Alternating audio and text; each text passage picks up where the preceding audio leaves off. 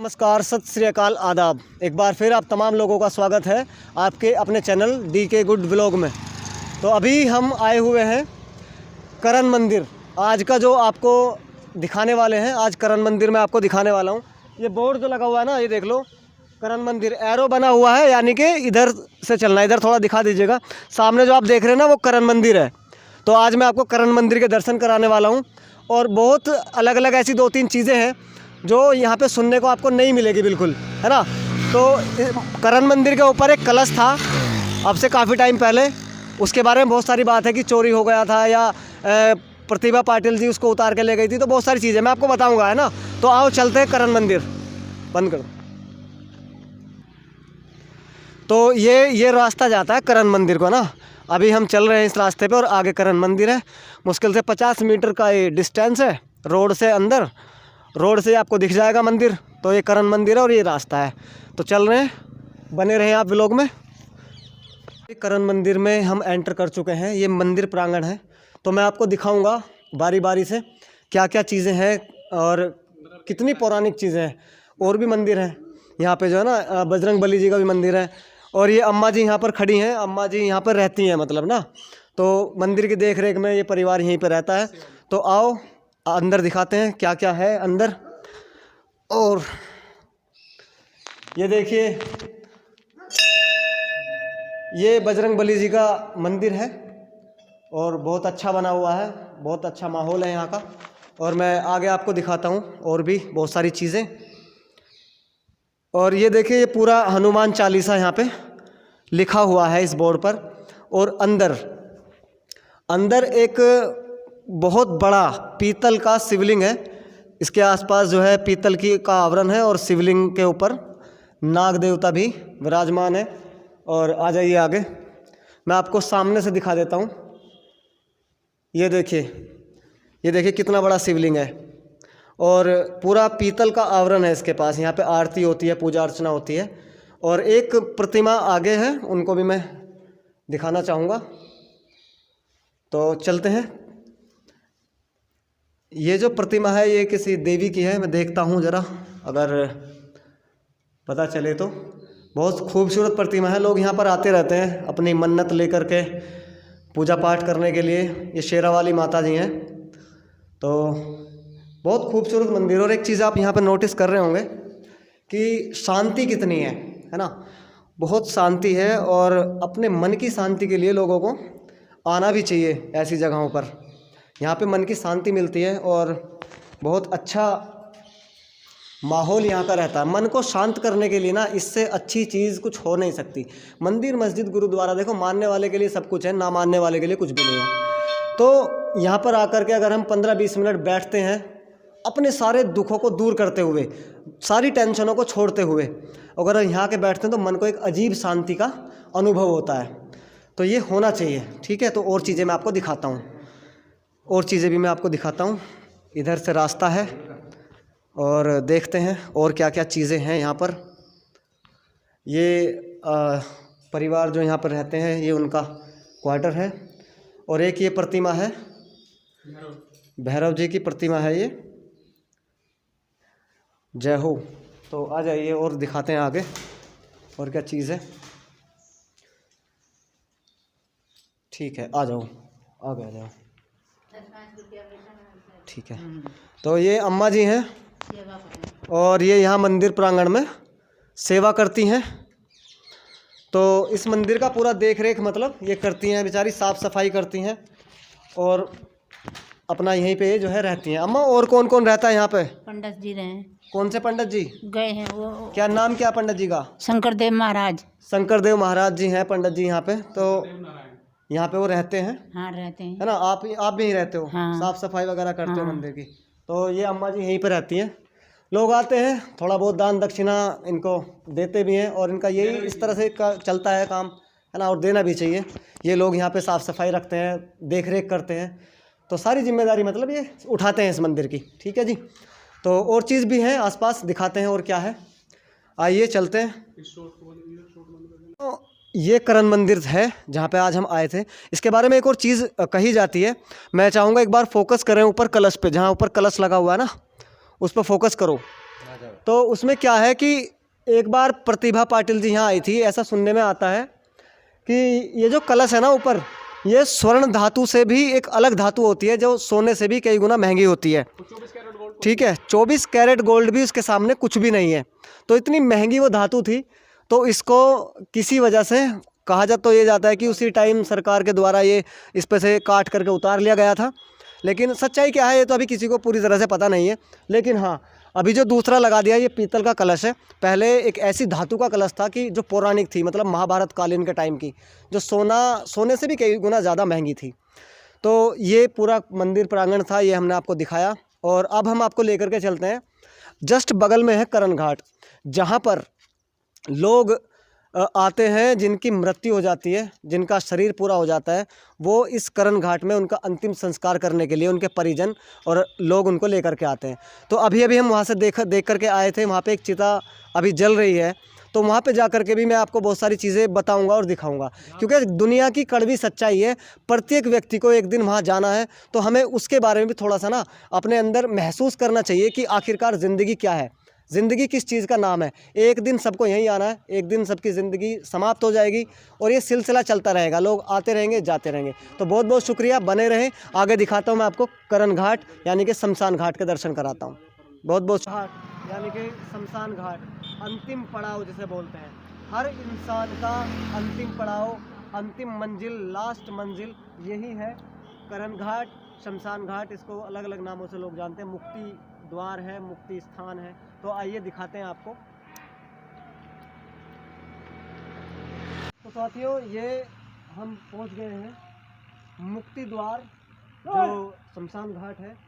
अभी कुछ दिन पहले से ना यहाँ इधर दिखाओ, यहाँ गौशाला बनी हुई है, विघ्नहर पांडव गौशाला, ये कुछ दिन पहले ही बनी हुई है यहाँ पे।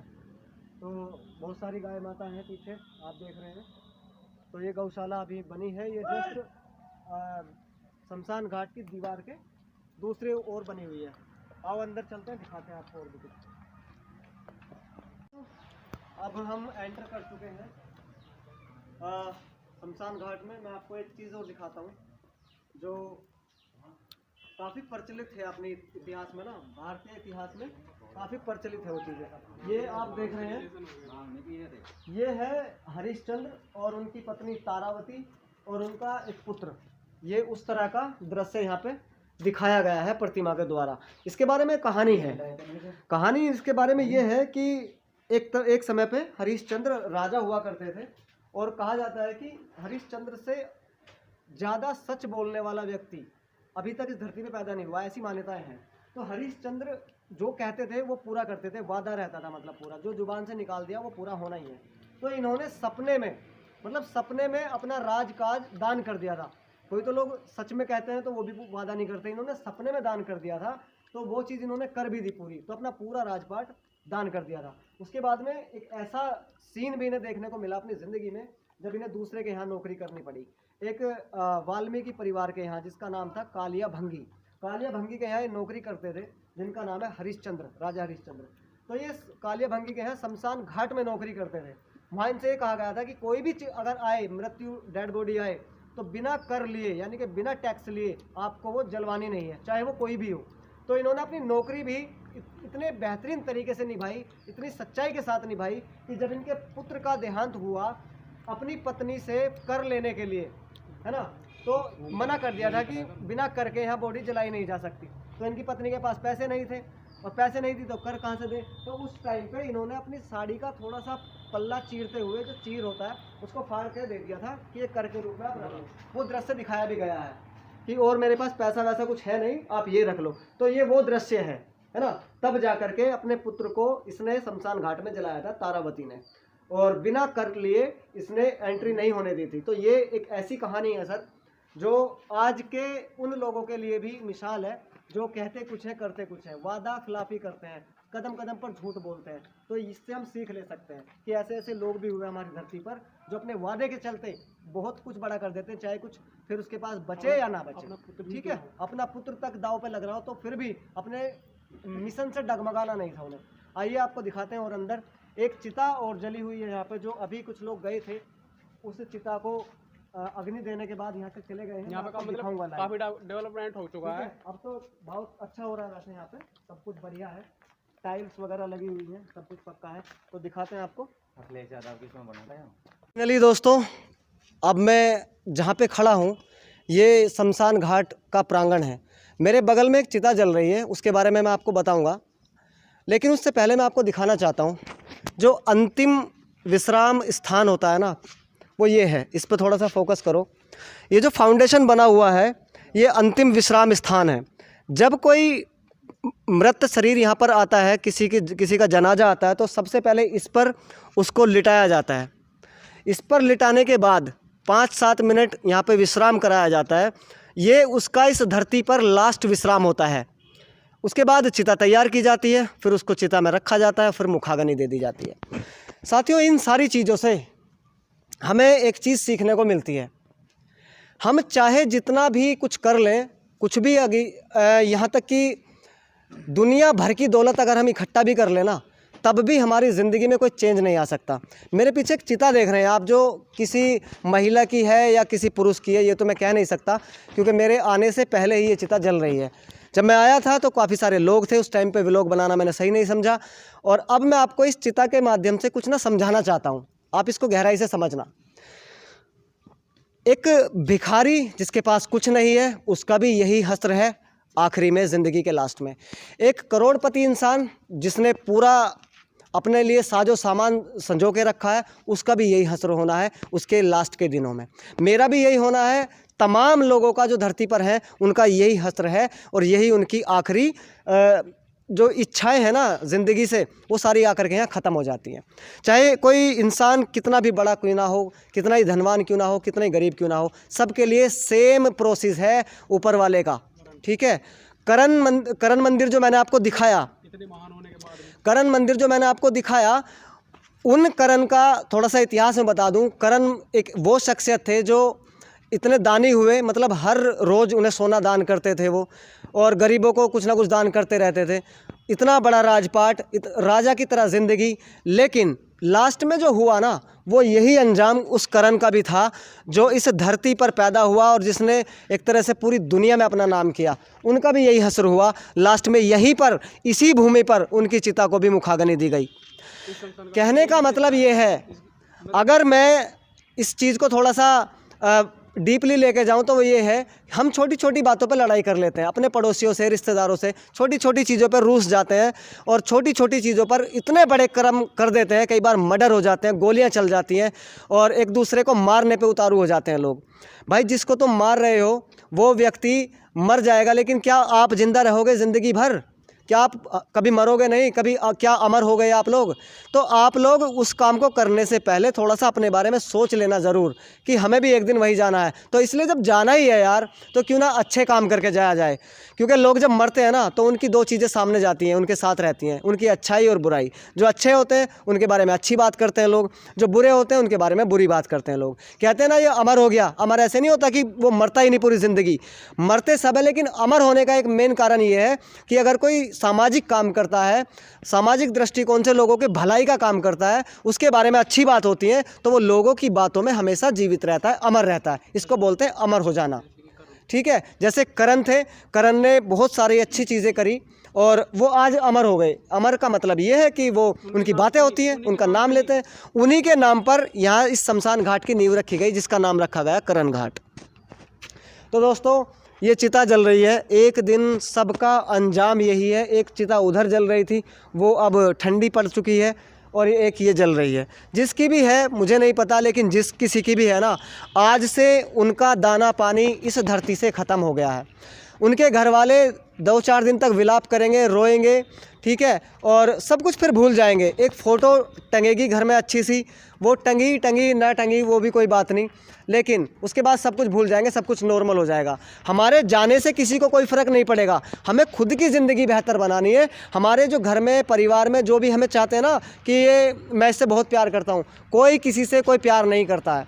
सब अपने अपने फ़ायदे के लिए प्यार करते हैं, चाहे वो किसी की औलाद हो, किसी की वाइफ हो, बाप हो, माँ हो, माँ और बाप का तो चलो देखा जा सकता है कि चलो ठीक है, अपने बच्चे के अच्छे भविष्य के लिए ये ऐसी कामना करते हैं, लेकिन दुनिया में अगर कोई सच्चा रिश्ता किसी से है ना, तो वो इंसान का सच्चा रिश्ता सिर्फ मौत से है, क्योंकि वो उसका पीछा छोड़ेगी ही नहीं कभी भी।